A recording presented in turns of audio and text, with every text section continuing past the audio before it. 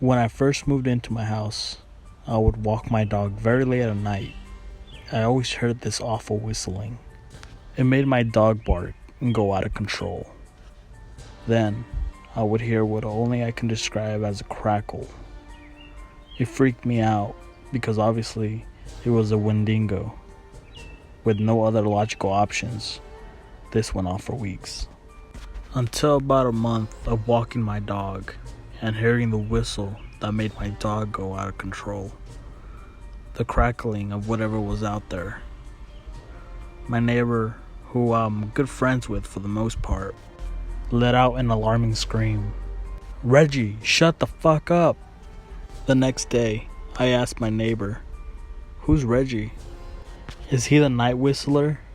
He looked at me with a blank face that slowly started turning sinister and said, "I don't know what you mean." Before I could say anything, he turned around and walked into his home. Later, I drove by his home and saw a moving company. I got out of my vehicle and asked if my neighbor was moving.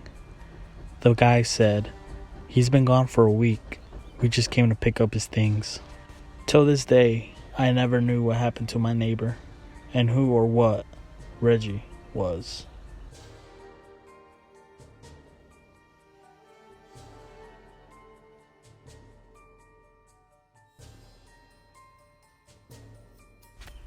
"It's a snake," my sister Maggie insisted. I rolled my eyes dramatically at her. "Snakes aren't white," I emphasized. I emphasized the word not, so she knew I was smarter.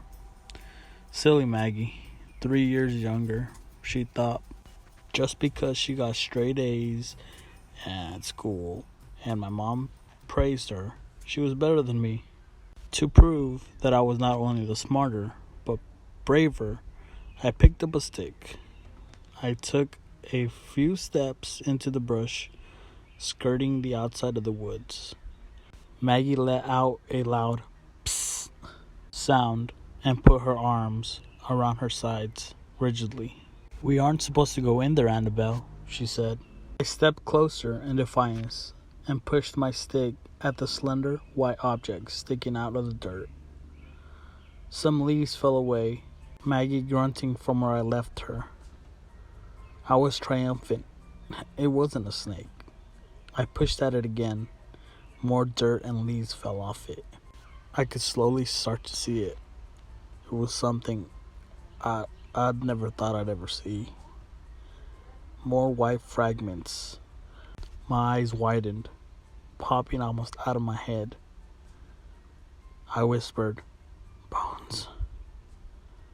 A shiver crawled up my neck. Then, "I told you not to go in there," my mother said threateningly from behind. She got me and my sister from the hand and took us home.